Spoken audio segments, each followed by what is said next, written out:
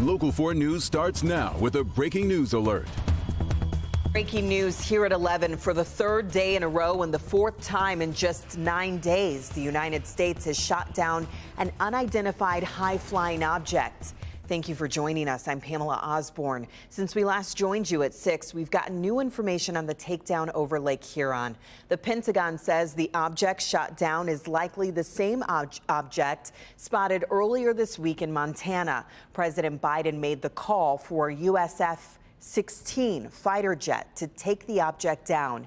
The FAA issued a temporary flight restriction over nearby Lake Erie earlier this afternoon, citing Department of Defense activities. Victor Williams has been gathering reaction from state lawmakers about today's operation. He joins us live with what he has learned tonight. Victor?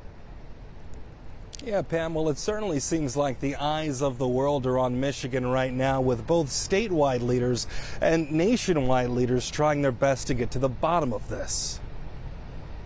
Anything that approaches North America, if it's unknown, I'm going to go identify it and assess, is it a threat?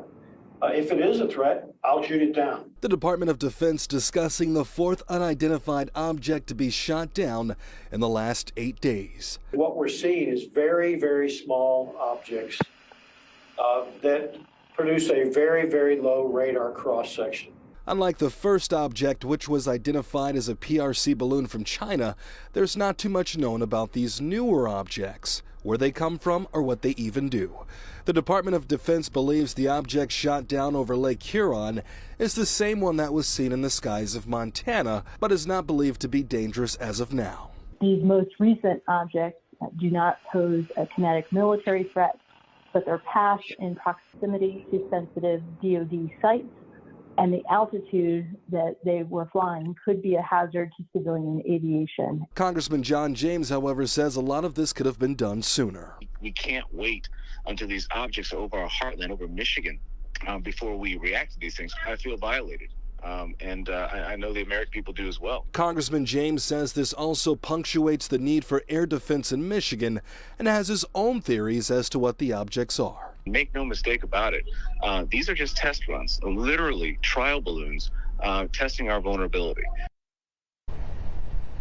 Now, Governor Whitmer also went to Twitter to speak her mind on this situation in a tweet which reads, quote, "Our national security and safety is always a top priority. I've been in contact with the federal government and our partners who are tracking an object near our airspace.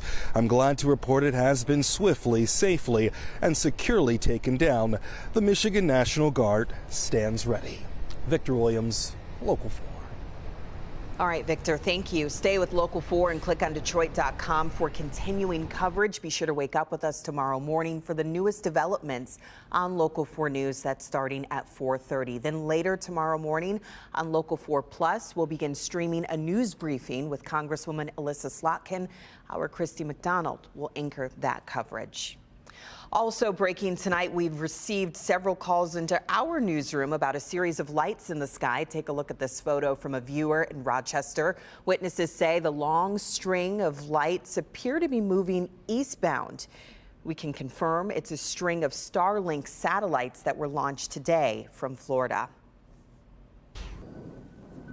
Time now for a check of the weather. Take a look at our downtown sky cam. An above average weekend across Metro Detroit is coming to an end. Forewarned meteorologist Brian Sherman joins us now with a look at what's in store for the week ahead. Brian. Hey there, Pamela. Good Sunday evening, everyone. After all of the sunshine, warmer temperatures well into the 50s today. Clouds will increase as we go from overnight tonight and into early tomorrow morning. Tower cam from Windsor looking across the river into downtown Detroit. We've seen a little bit of that cloud cover roll in. Most everyone into the 30s at 11 o'clock tonight. 36 right now here in Detroit, 38 over in Howell, cooler 30 right now working over into Pontiac, and 39 right now over in Adrian. The sunshine's giving way to some of that cloud cover working across Lake Michigan, and will do so across most of the state overnight tonight into early tomorrow morning as a weak cold front rolls right through the region. So we start the day with cloud cover tomorrow, but very quickly go into plenty of sunshine, highs into the upper 40s to near 50 degrees with the breezy west wind at about 10 to 20 miles an hour. We'll talk more about how long the dry weather is going to last and some return to colder temperatures as well. The details in your forewarn forecast coming up in just a few minutes. Also a good time to download that forewarn weather app. ExactTrack 4D, future track and weather alerts in the palm of your hand. You can find it in your favorite app store. Just search WDIV.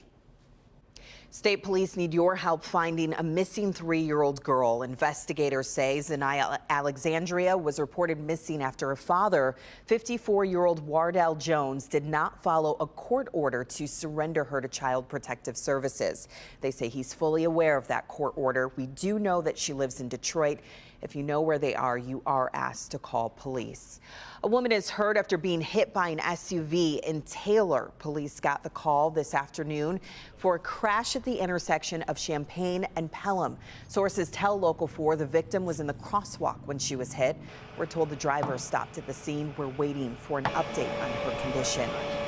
Police are also looking for 2 men in connection to an SUV theft in Detroit. This is surveillance video from January 20th by Baker's Keyboard Lounge. That's near Livernois and West 8 Mile Road. Police say 2 suspects parked in front of a 2004 black Chevy Silverado. They hitched it to their Chevy Silverado and drove off. Anyone with information is asked to contact Detroit Police Department or Crime Stoppers. The city of Flint remains under a boil water advisory after a major water main break. The mayor says the order is going to stay in place until tomorrow. We know that 24-inch main has been repaired but will be out of service while bacterial testing can be completed. Super Bowl 57 is in the books. You're taking a live look outside of State Farm Stadium. Fans headed home after Patrick Mahomes and the Kansas City Chiefs battled Jalen Hurts and the Philadelphia Eagles. The game did not disappoint. In the end, the Chiefs win their second Lombardi Trophy in 4 years. Jamie Edmonds joins us now with how it all happened. Jamie? Hey there, Pam. It was a fantastic game. Unfortunately, a lot of people will be talking about those final 2 minutes. Questionable call led to a new set of downs for the Chiefs, and they perfectly executed the game-winning field goal. But credit to the Chiefs, who scored on every possession in the second half. This touchdown catch by former Western Broncos Sky Moore gave the Chiefs an 8-point lead. Eligible player on back-to-back plays. Blitz coming. Mahomes, man wide open. Touchdown, Chiefs. It's Sky Moore. It's 35-27 Kansas City with 9:22 to go, but the Eagles would tie the game on Jalen Hurts' 3rd rushing touchdown. That's when the Chiefs drove the field, got the benefit of that holding call, and then you have that 27-yard game-winning field goal. Chiefs win 38-35. Much more coming up on Sports Final Edition, including post-game reaction. Pam? All right, thank you, Jamie. Still to come, a group of Detroiters giving Super Bowl fans a taste of the city. We'll show you how it happened and how it's part of a comeback. Newsbeat Sports. He owns one of the more famous voices in TV sports, and his career, of course, included a stop here in Detroit. That's me. That's my former life. From high highs to low lows, Van Earl Wright's daily focus today is finding joy. I traveled to West Palm Beach, Florida to see how he's doing it.